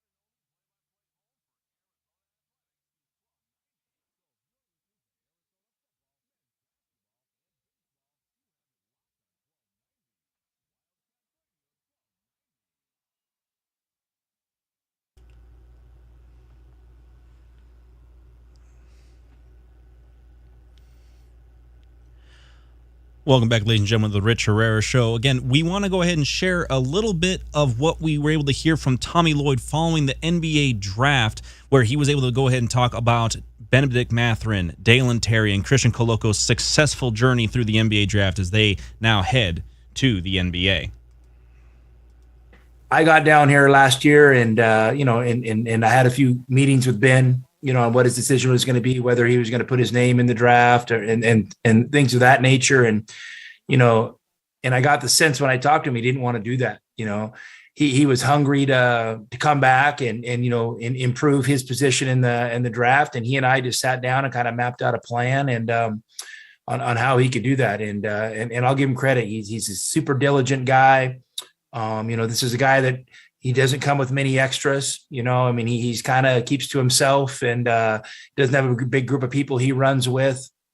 And, he really has immersed himself in the process of becoming a great basketball player. And he's a guy that, we never had to set up extra workout times for or anything like that. He's a self-starter and extremely motivated. And I think his best days are ahead of him. I really still look at Ben as a young basketball player. Obviously he had a tremendous season and made a huge jump and was, vital to our success. But I just think, when I first saw Ben, it probably would have been about 4 years ago now at the NBA Academy of Mexico City. I was down there recruiting one of his teammates who was on our team now, Umar Ballo. And at the time, I would have described him as athletic, but physically undeveloped, undersized, unskilled four-man. And, and somehow between, then and when I got here, he kind of had picked up a knack for shooting, and you could see that he had a really good wrist and an ability to make jump shots. And then this year we really challenged him to grow in other areas of the game, his ball handling, decision-making, IQ. And so I think he's just starting that, that part of his development, which is exciting. This is a guy that has tons of room to grow. And, I think that he'll be able to reach that ceiling just based on his character. And Andrew, I'll speak on him real quick. Andrew's, he's a kid I recruited in high school, and he turned us down. And then, when he decided to transfer, we were lucky enough to get him the second time around at Gonzaga. And this is a special guy. I think people forget, because of COVID and everything that happened with transfers and eligibility, Andrew transferred to Gonzaga with the intent of redshirting. That was 100% the deal. And then all these COVID waivers started happening. And, here we were with a really good player who could be instantly eligible. But just to let you know about Andrew, how good of a teammate he is, he was a little apprehensive at first because it kind of broke from the plan. And he wanted to make sure if he was going to play that all his teammates were okay with that. And, that he wasn't stepping on anybody's toes. So, this guy is a mature game. He's a guy that I think that people are going to be really impressed with. He has an ability to play with really good players and make the game easier for them. And he just kind of has that strength to kind of allow everybody to be put in positions to do what they do best. So, I'm glad he's getting the recognition he deserves. And, I knew, from the day I saw him in high school that this guy was a legitimate NBA player, and now he gets the opportunity to go out and do it. We'll go James Boyd next. Hi, Tommy. James Boyd, Indy Star. They told us last night that Chad Buchanan, that is the Pacers GM, he said that Benedict worked out twice for them. The first one was like the formal workout. The second one, he came back just voluntarily to do a workout with Rick Carlisle. He said that was the first time he ever had that happen, where a prospect worked out twice in one day, especially a prospect that high. So what does that say about his character? And maybe do you have any stories about having to kick him out of the gym, maybe just to get some rest? Well, I don't think there's any doubt. I mentioned that in my opening statement. It's a guy that loves to work and he's driven. And, I don't think Ben's a guy, at least from my experience, that was trying to load manage or do any of that stuff. He's not trying to protect anything. Ben's going for stuff, which I think is super important. He's in attack mode and I think you guys got a hungry guy. He's a guy that I'm pretty confident, once he gets there, he's not going to feel like he's arrived. I think he's going to feel like he has to continue to prove to himself and to others that he belongs at that level. And I think that's the kind of hunger and desire you need. And I think Ben has that in spades. Go to Scott Agnes next. Hey, Tommy, I know Domas is a big fan of yours. Thanks for doing this. He better be. Absolutely. Nate, thanks for doing this. In terms of getting ready for this draft, the conversations you had with Ben and then about what he needs to do next and to improve his game even more, what were those conversations about, and what do you foresee being his next part of his game? Well, I'll just put it like this, like how I approach it with guys like Ben. I always tell him, like, listen, I can't tell you everything you need to do to be a ready-made NBA player. But what I can tell you to do is how to be great at Arizona. And if you're great at Arizona, then you're going to get an opportunity to go into the NBA, hopefully as, a high draft pick. And so, I think that's going to be up for Ben and his coach to decide. I think he's going to be an interesting guy. I think this is a guy that, he really had emphasized and wanted to develop his ability to drive the basketball and handle the basketball this year and make decisions. So, we really focused on that area. I know there were times where I was, on Ben to hunt more catch and shoot shots. I think, Ben's it's going to be really interesting to see his development. Does he become more comfortable handling the ball and, being a, multiple dribble, multiple direction guy? Or is this guy, gonna kind of slide into more of a catch and shoot, drive closeout type guy? And I think both of them are great. I think to me, that's what excites me about him. This isn't a guy that necessarily is going to need to dominate the ball to be a great NBA player. But I saw enough growth in that area this year that if he continues to work on that stuff, he could become that type of player. I think he, certainly at the offensive end has some ready-made things that will allow him, if he locks into what coach wants and, learns the system, I think he'll be able to contribute, earlier rather than later. All right, Indianapolis media, any other questions for Coach? You're welcome to stay on. Just want to kind of give you a chance here if you need to get out. I got one more, if I may. Yep, go ahead. In regards to Ben, what is it like seeing him compete against Dalen? Because Dalen came in for a workout with the Pacers as well. And Dalen's like super outspoken, he told us he has irrational confidence. I think they kind of fit that same mold. So what was it like to see them go head to head in practice? And did you ever have to pull them apart? Because it seems like they were just two pit bulls. Yeah, I would say early I had to pull them apart a little bit, and I had to kind of pull them aside and just told them that all that macho stuff is fake. Lock in on getting better, and you guys need to, compete with each other, not compete against each other. And it's about getting reps and growing and learning. But I, Dalen definitely has some juice and brings it every day.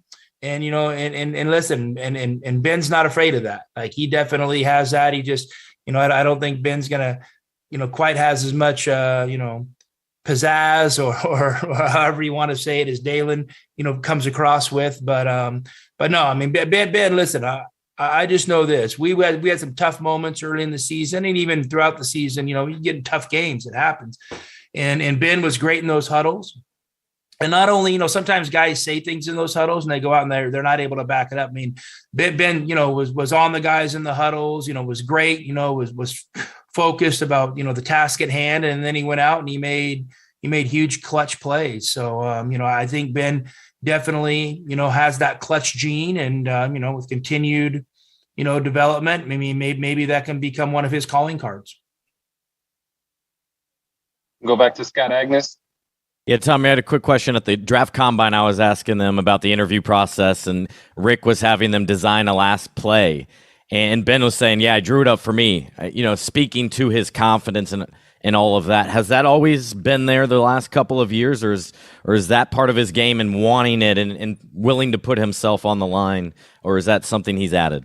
Well, I only had Ben for a year. And, I definitely know, we called his number at tough moments, and, even, not even into the game scenarios. Maybe, I remember in the UCLA game in the conference championship, we called a couple actions for him to run off a baseline screen. And I mean, I want to think it was great play design, but the way he rose up and stuck the jump shot, I think I'm going to err on the side. It was all him making a great play. So, but that says something. I mean, those are things, you come out of a timeout and that player knows, that there's a good chance they're going to get a look, and to have the wherewithal to knock it down in those moments is, it's a huge deal for a young player. And, that doesn't surprise me that he called his own number.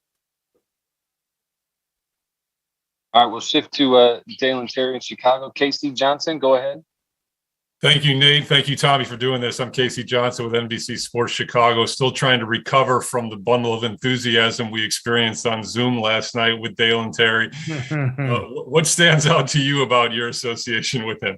I mean, incredible spirit. I love Dalen, and I love coaching him, and obviously this is one of those cool things. If you would ask me, a year ago at this time, if we would be having this Zoom, Dalen would be in the 18th pick, I probably would have said, probably don't bet on it, but this kid came so far in a year, and it's a credit to his work. I mean, I know you guys see the enthusiasm and all that stuff, and it kind of grabs your attention.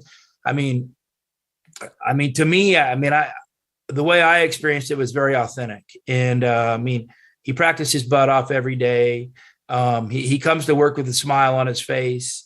You can bring him in your office and you can have tough, honest conversations, and he participates in those. I love his energy and I love his spirit. I think that's an important part, but what I love more is just at the core of his person is a high character dude. My only sad thing is that I don't get to coach him again. And, but I'll always be here for him, and I'm expecting great things. The only follow-up I would have, Tommy, is, there's so much attention's on, his offensive game and where it needs to grow. And he obviously was a low usage player for you guys, but he also seems like kind of one of those connecting pieces that makes him there. Would you agree with that? And 100%, I think, sometimes usage is overvalued. I don't think people, outside of the coaching deal and maybe, some analytic people really understand, what usage means. And Dalen helps teams win basketball games, and obviously his best days are ahead of him. And he did it this year without having to dominate the ball, doing it in a variety of ways. I think he really, really grew as a player and understanding just how to play with fundamentals, to manipulate defense, to understand different spacing and coverage scenarios, to start reading the game and being able to steal free baskets, whether that's, mixing in a back cut here, outrunning somebody in transition, sticking his nose in there and getting an offensive rebound. I mean, that type of stuff is the coach's dream, because at the end of the game, I think all his coaches, think we're pretty good, but a lot of times the game just comes down to effort and making effort plays. And Dalen excels in that. And he and I've talked numerous times. I mean, I've told him, hey, we'll put you in this position, double down on it. Double down on that. Don't go out and try to prove to everybody that you turned into a great 3-point shooter the last 2 months, or now you're all of a sudden a point guard. Just go out and hoop and play with great passion and spirit and make winning plays. And there's value in that, and your coaches will appreciate it. Thanks a lot for your time. I appreciate it. Mm-hmm. Justin Spears, go ahead. Coach, good to see you. I'm wondering, from the time Dalen declared for the draft until obviously the moments leading up to the draft, what was just kind of your approach with recruiting, and what were the kind of the conversations you had with Dalen? Well, we talked a few times, of course, all I wanted as a coach is for him to be in the position he ended up in. You don't want to see a guy go for it and, end up either going undrafted or sliding, deeper into the second round when they have the opportunity to come back. And the only reason I say that is because, I know in my heart that the potential Dalen has and how much better he could get. So, I didn't feel selfish in telling him that if he came back, he could do great things and maybe improve his position. But, obviously the way it turns out, I mean, he did a great job of that in the draft process. His agents did a great job of, framing it and putting him in this position. And so I'm extremely happy for him. And I remember you said during the tournament that I think at the start of the season, excuse me, my laptop was going off, but at the start of the season, you put Dalen in like footwork boot camp. Yeah. From that point to obviously being a first round pick, talk about his progress. Well, I mean, listen, I think all these players need footwork boot camp, and it's not just picking on Dalen. I mean, I've been probably driving our players crazy the last weeks. I've been down in there and we've been working on footwork and jump stops and pivots and passing techniques. I mean, at the end of the day, those are the foundation to these guys' success. And I think what you're seeing with Dalen and with Ben is, adding those things to their game, I mean, literally allowed them to hit turbo on their development. So, I mean, it's stuff that I'm passionate about and I believe in, and I'm always going to do it, even if it, if it's not sexy or the players aren't excited about it, because at the end of the day, I mean, I think if you commit to that kind of stuff, and you have a foundation of talent, like Dalen and Ben did, I mean, these are the results. Bruce Pasco, go ahead. Yeah, Bruce. Hey, next. Bruce, we can't hear you. Sorry about that. Oh my, Bruce, you had your moment and you choked. It's been so long. We've been on Zoom, fortunately, that I forgot where the unmute button is or whatever. Anyway, when you left Lolo's last night, Christian didn't last much longer. I was wondering, did you watch him, or did you patch in, and how did that go? Did you get to talk to him after that happened? Or? Yeah, I mean, I never got to talk to him, but Dalen's, people were having fun, and I was so excited for them. But I mean, I love Christian, and I kind of wanted to go have a moment by myself where I could go just, watch his name get called. And, I kind of had a good feeling that at 33, there was a good chance for him to get, drafted. So I jumped in my car and drove up to the road to another restaurant in Scottsdale and walked in and just sat at a table by myself, and no one noticed me, and it was perfect. And I sat there and I watched his name get called, and I was super proud. Do you have any sense how he might fit with the Raptors? I don't know if they talked to you at all about him, or what do you think about that? Yeah, I mean, I have some great relationships up there with those guys, and they're a team that's always put a premium on activity and length and defensive prowess, and I think Christian really fits their mold. I mean, for me, I think Christian's a really impactful player. And, I think if you get past the, well, hey, is this guy going to be a superstar or an all-star? If you can get past all that and understand, maybe not, but this guy really impacts the game and really impacts winning. And, his versatility on defense, and, when you have somebody that could switch a ball screen to protect the rim like he does, to run the floor and catch a lob above the rim, at the square. I mean, to me, man, those are great traits. So, I'm sure if Christian stays locked in and works hard, that he's going to bring a lot of value, at that 33rd pick to Toronto. And hopefully in a few years, people are shaking their head wondering how he slipped so far.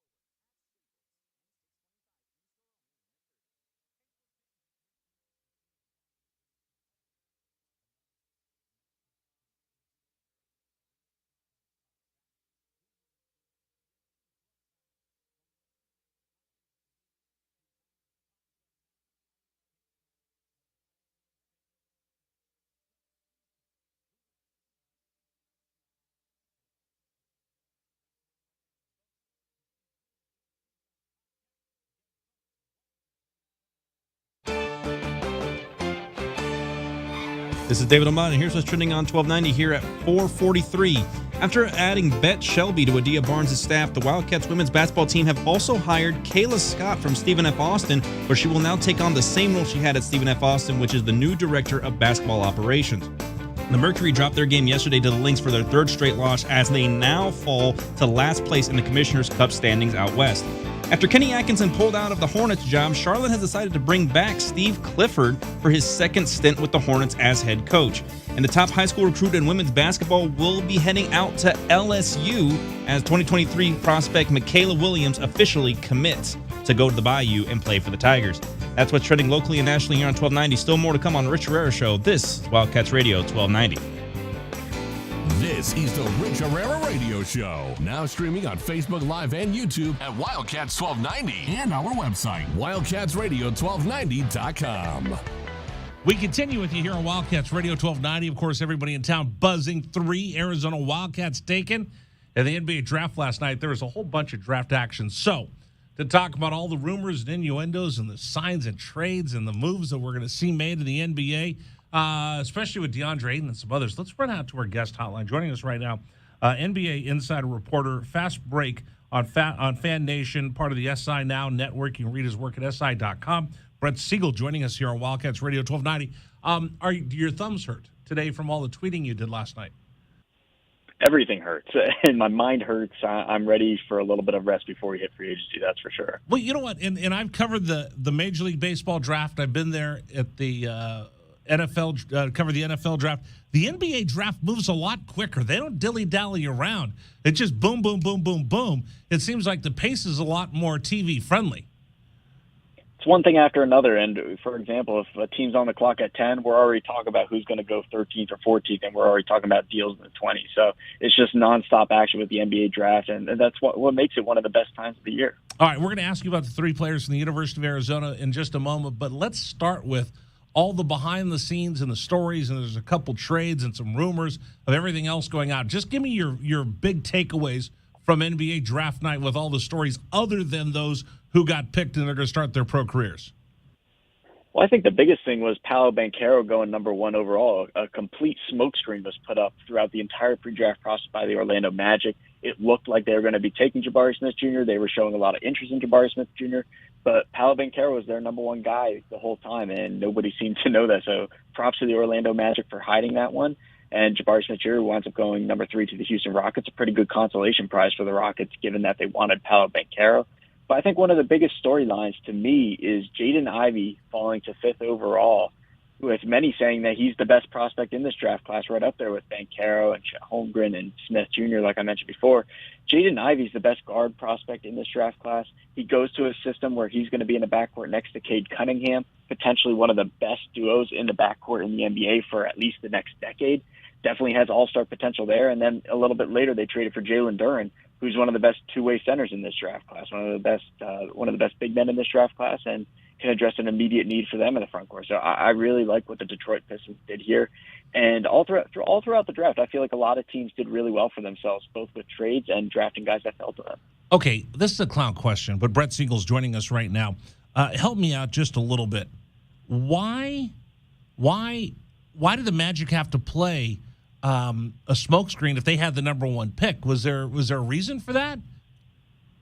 No, just because they wanted to, honestly. I don't know why, because they had the number 1 pick. They could have gone with anybody. I guess they just wanted to keep it under wraps and maybe screw up other teams' draft boards thinking that they were going to get someone. Interesting. All right, let's talk about the other big rumors that we had out there. Is Kyrie Irving has decided, if I can't re-sign with Brooklyn, here's the teams that I'm willing to go to. Now, a lot of them don't have cap space for them. I'm not sure he would actually approve the chemistry if I put him on the Lakers or some of these other teams. Give me the inside skinny of what's really going on. I mean, here's the thing with the whole Irving situation. This is my viewpoint on it. If you're the Brooklyn Nets, you're looking at this situation where 3 years ago, you gave up everything. You gave up your entire future to go in on Kevin Durant and Kyrie Irving to win a championship over the course of a 5-year period, I would think, because you got them under contract. I believe the initial contract for 3 or 4 years. So you went all in on winning a championship right there because you gave up Jared Allen, you gave up D'Angelo Russell, you gave up Spencer Dinwiddie, all those guys gone for Kevin Durant and Kyrie Irving. Now you're at a situation where you don't have a championship yet. You really haven't seen these two guys play together because of injuries and outside issues with the whole thing with the vaccine situation with Irving. And now Irving is saying that he wants to get paid or he's going to leave.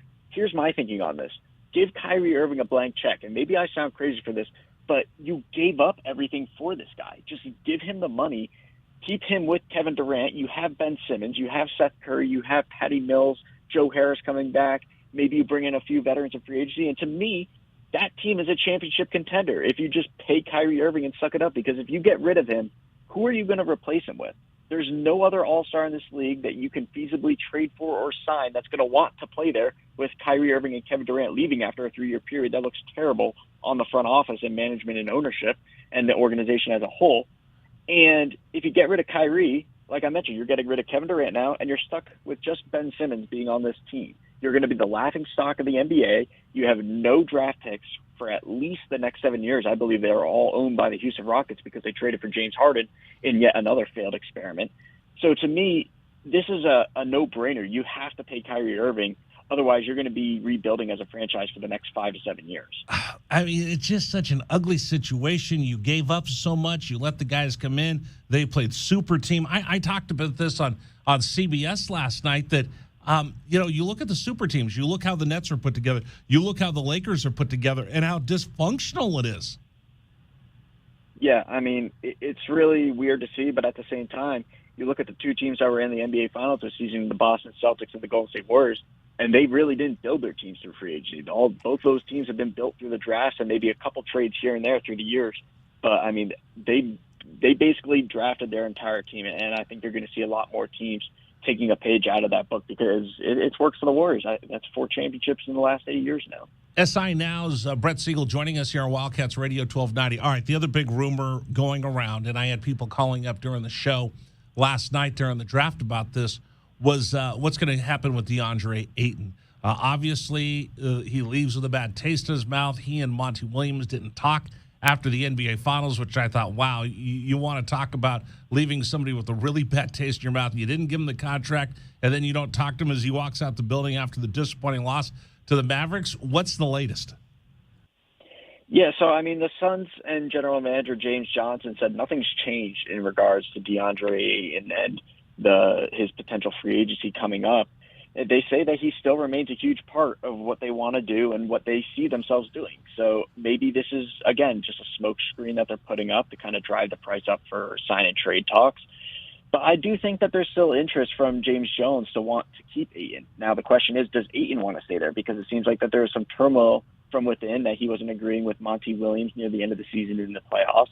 And now after the year has gone on of them still not being willing to pay you, another team out there is going to give you the money that you deserve for being a future All-Star. I think DeAndre Ayton is a year or two away from being an All-Star center in this league.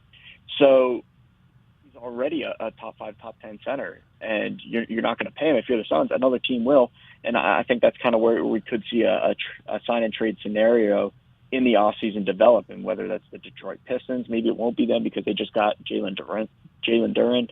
But there's plenty of other teams that are going to be interested in a young, former number 1 overall pick that's on the verge of being an all-star. How do you let a number 1 pick get away in that kind of dysfunctional fashion if he does end up walking? Well, I don't think it's James Jones' fault at all. I think it goes above him, and I think it goes with ownership not willing to pay DeAndre Ayton what he's worth, even after they paid Mikal Bridges and Cameron Johnson, who, in my opinion, are not as valuable to this franchise as DeAndre Ayton. So I just don't understand the thinking on this one. And if they lose DeAndre Ayton, to me, you can take the Suns out of the championship picture. 100%. 100%. Again, you didn't pay him last year, so you knew he was going to be disgruntled. And then the way they exited the playoffs, he's really going to be disgruntled. I just don't know. And this is not any inside skinning. This is just me watching from the outside. I don't know how you repair that relationship. I just don't know how you repair that relationship and keep him in good spirits and becoming part of the culture that they wanted to have that I see falling apart in Phoenix. Yeah, it's pretty shocking. And to me, it's a lot like the Kyrie Irving situation. I feel like you just have to pay DeAndre what he's worth and keep it together, because you were the number one team in the NBA this year. You're coming off an NBA Finals appearance in 2021. You can easily get back to the NBA Finals during the 2022-23 season. You just need to add a couple more veteran pieces, and I think that they will. And I think that they have a team that can contend for a title, but you take that starting center away, that's a massive hole that they will not be able to fix. I mean, you look out there in the West, and you've got Luka and the Mavs. You've got Memphis, who's going to get better with experience. And by the way, you've got the world champion Golden State Warriors that if Bob Myers is able to keep everybody, they're just going to get better. Yeah, they're going to be keeping everybody. Word on the street is that ownership is not. They're not afraid to pay the high tax bill, and we've seen that over the years. They're winning championships, so why not pay all these guys and keep them? They're going to be keeping Andrew Wiggins, Jordan Poole, it looks like. The question mark is Kevon Looney, whether or not they will be spending a lot of money to keep him. Ultimately, I think Looney and the Warriors will come to some kind of middle ground agreement for him to stay, because he does like being there, and I just don't see him finding the same success with another team that he has with the Warriors, simply because he fits in so well with the way the Warriors play. So I think that they bring everybody back, and they had one of the best drafts, in my opinion, because they got a guy in Patrick Baldwin Jr. at the 28th overall pick. This is a guy that in college, he was a top 10 recruit. And coming into college, he was already being pegged as a top 10 player in this draft class. He ultimately fell because of some injuries and because he didn't perform as well at Milwaukee. But, I mean, if Patrick Baldwin could stay healthy and he shows the glimpses in Summer League of the top 10 pick he was supposed to be, I mean, it's just the rich getting richer there. Is it kind of common knowledge around the league, like Steve Kerr, do guys, if they ever got a chance, want to play for Steve? Because it just seems like, and I don't know how he does it, he's able to keep Curry happy, Clay happy, Poole happy, Draymond happy, Andre Iguodala happy. He keeps all these different divergent personalities happy, and there is that strength in number thing that I think is real there. Right, and I don't think it's just Steve Kerr. I think it starts with management. Bob Myers is one of the most respected GMs in the league. They have one of the best scouting teams in the league. They have one of the best developmental teams in the league. They have one of the best medical staffs in the league. And they have a core that has been together now for 10, 11, 12 years in Curry, Thompson, and Green, that every time somebody new seems to get added to the equation, they just embrace them like they're their son or a brother. So, I mean, it's just a great run organization starting at the very top, and I just don't see this being a falling off point by any means. I think that this championship is a little bit of a resurgence for them. I don't necessarily think that it's the continuation of an era. I think it's the start and the ushering of a new era for the Golden State Warriors, especially with all their youthful talent. Like I mentioned, they got Andrew Wiggins, Jordan Poole. You have 2 lottery picks from this past year, and Moses Moody and Jonathan Kuminga, who the team's very high on. You just drafted Patrick Baldwin, and you have a former number 2 overall pick from 2020, and James Wiseman, who the team, in my quotes, and this is from people I've talked to with the Warriors, they believe that he is going to be an MVP caliber center one day. So, I mean, it's just the rich getting richer, and I do not see this being a falling off point by any means for the Warriors. I think this is just the start of something much, much better for them. All right.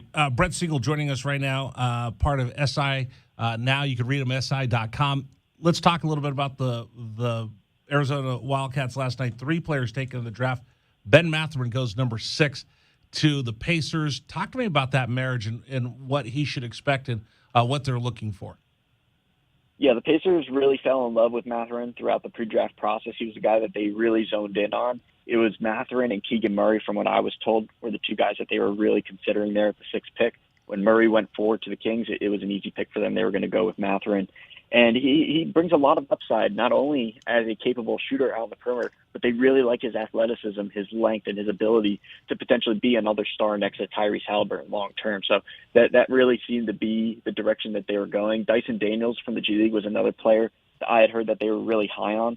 But when Mathurin fell past the Pistons at 5 to 6, and Keegan Murray's off the board, it made sense for them to go to Mathurin.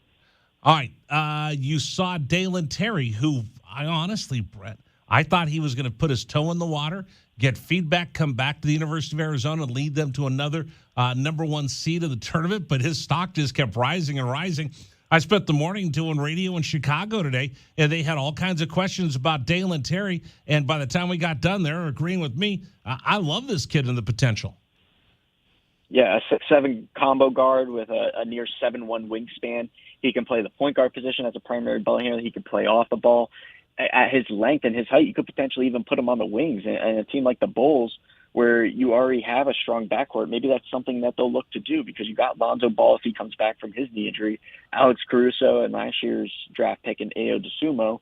And then if you bring back Zach LaVine, maybe you move Zach LaVine to the 3, and you have Dalen Terry play the 2 alongside Lonzo Ball and Alex Caruso. So I think that there's a lot of moving pieces in the Bulls rotation right now, and a lot of different ways that they can roll a rotation out there, especially because Dalen Terry also has a lot of upside as a defender, potentially making a really strong defensive backcourt with Lonzo Ball, Dalen Terry, and Alex Caruso. And as I pointed out to the guys in Chicago today, one on the score, he's 19 years old. He's a baby. He's not going to turn 20 for a while. He is probably one of the youngest guys in the draft. Just so much upside for him. Plenty of room to grow and a lot of upside, especially on the offensive end of the court. Yeah, and again, I told him at Arizona he wasn't the primary scorer in the offense that they ran. He set plenty of screens, had plenty of assists, and did all the dirty work. He was the glue guy. And normally, you say that about a guy who is deficient in one thing or another. He just simply said, "What do we need to do to win? That's what I'll do." And that's what I told the guys in Chicago this morning. I think the Bulls fans are going to be very, very happy once it's all said and done and they see DT wearing that red and black Bulls uniform. All right, last one. Christian Coloco, Pac-12 Defensive Player of the Year. We saw him out on the perimeter. We saw him face down point guards. Talk to us about the fit that he has going with the third pick in the second round.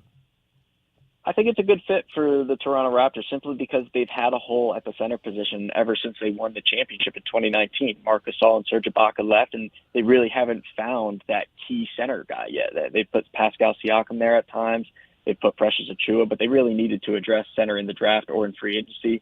They go out and get Christian Coloco from the same hometown in Cameroon as Pascal Siakam. So it seemed like right there it made sense. He has connections with Masai Ujiri as well. And he's a great defensive player, which fits Nick Nurse's system absolutely perfect. They need a defensive-minded center, somebody that can come in behind Siakam and really take a lot of pressure off of the younger guys like Scotty Barnes and Precious Achiuwa in the front court. And with Chris Boucher being a free agent and him possibly being on the move, Christian Coloco should come in right away, be a guy that sees 15, 20, sometimes even more minutes off the bench, depending on how Nick Nurse wants to use his rotations.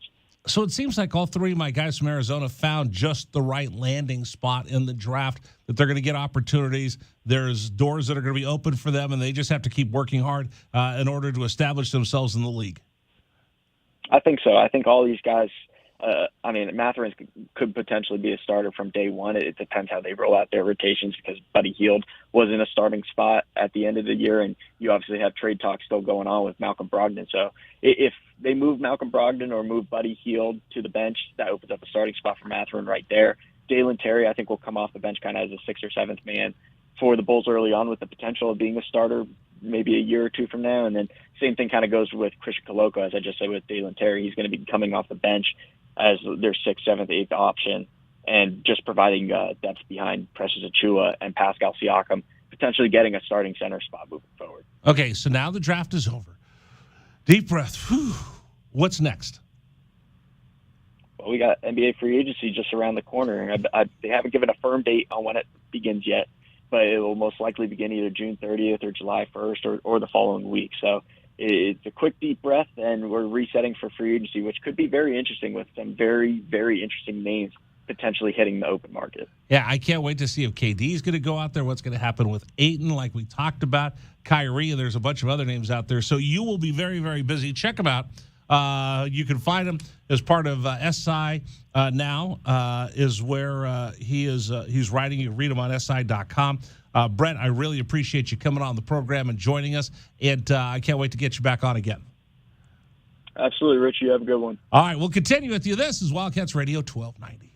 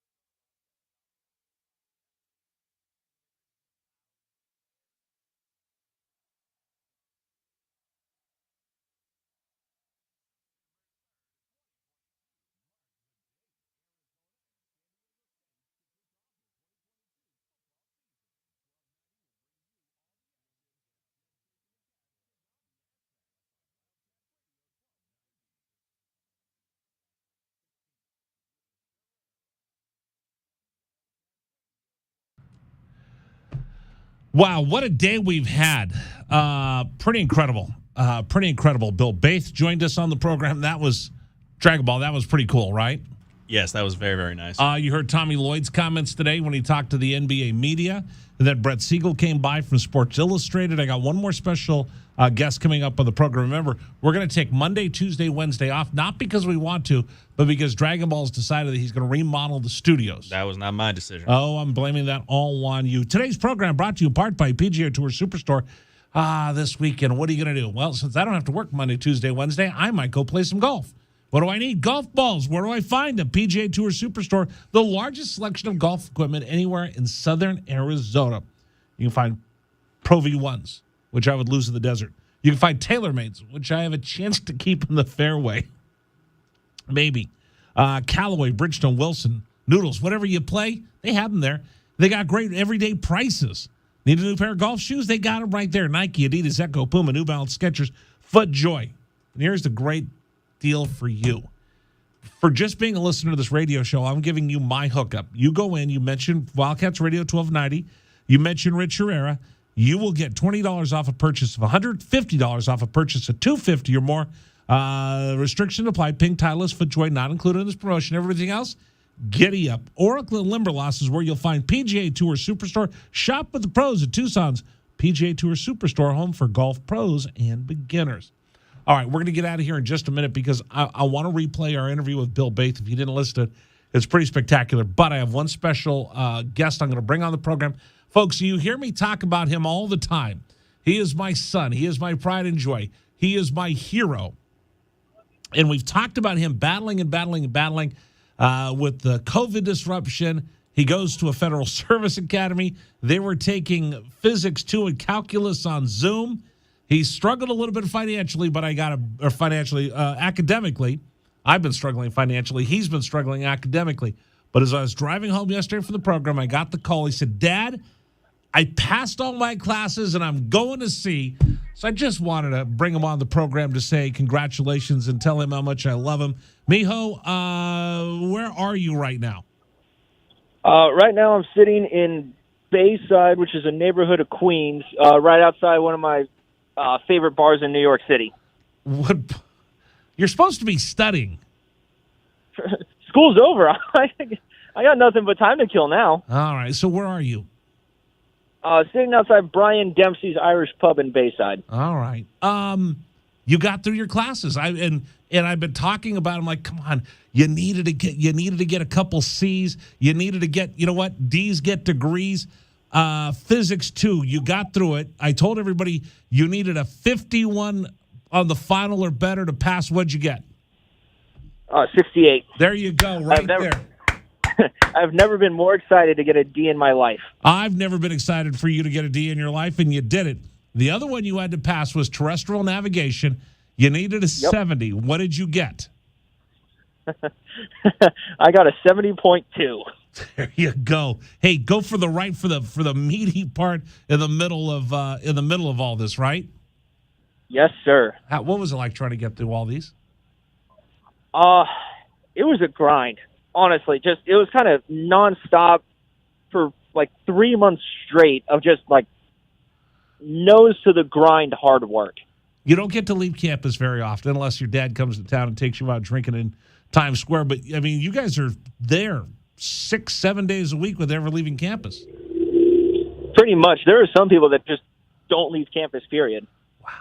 On the show, we talked to a bunch of different people, and then you've had this thrust upon you your entire life of me coming back. Hey, I heard a coach say this. I heard a coach say that. What of the lessons that I've learned here in Tucson from the U of A coaches, which ones helped pay off for you as you were taking your finals and grinding through these tough STEM classes? I think the big one that really made a difference was, I can't remember which coach said it, but you brought it home one day. It was champions adjust, and just being able to make subtle, tiny adjustments instead of making major, massive overcorrections. Don't jerk the wheel. Just make that little bit of an adjustment. Exactly. The other one that we talk about all the time is you're more prepared than you really think you are. Yeah. and that also made a huge difference. Just sitting down for the exam, because it's pretty nerve-wracking when you're sitting down on the basketball court with your entire your entire C split, like where your all section the deck made. No, the entire C split. So oh wait, all you're of not the guys taking. that are You going didn't take. I didn't know this. You didn't take your finals inside a classroom. Oh, some classes we did, but there were other classes where it would be all of the deck majors who are going to see this summer. We would all sit down and take a couple exams on the basketball court together in one massive group. Wow. All right, so what's next? Next, I will. Sorry, there's a car driving by. Next, I will be joining the Cal Maritime Academy's training ship this summer for the cruise to Hawaii. So where you start in San Francisco? Yep. Then Honolulu. We'll get like 4 days off in Honolulu. Then back to San Diego. Then back to San Francisco, and then from there, we'll see where they send me next. You could go to Europe. You could go to Asia. You could go anywhere. Yep, Northern Europe, Southeast Asia, the Middle East. They could really pretty much send me wherever they want. Where do you want to go? Honestly, anywhere would be cool. They all have their upsides. I have some buddies that went to Northern Europe last summer. They said it was awesome. Getting to make port calls in Antwerp, Belgium, Bremerhaven, Germany, you name it. I know some guys that have been to Southeast Asia. Got to make some port calls in Australia, Singapore, Thailand, Vietnam, a bunch of really cool places. And then I have a bunch of buddies that got sent to the sandbox as well. So they got to make port calls all through the Mediterranean and into the Middle East. All right. You're coming home tomorrow. I will pick you up at the airport and give you a big hug. But I just want to share this with everybody since I talk about you all the time. I'm proud of you, bud. Oh, thanks, Dad. I'm really proud of you. Congratulations. Thank you, Dad. All right. I'll see you tomorrow. All right. All right. That's my son, Rigney. I talk about him all the program all the time. So I wanted to share Dragon Ball. He passed. And you're right. I did tear up at the very end. I couldn't help it. I tried my best. I kind of had a feeling it was going to happen. I dislike you so much. Hey, we had a conversation with Bill Bates. You want to hear this? It's coming up next. Former Major Leaguer, Tucson Fire Captain. I know, he did both. It's next year at 1290.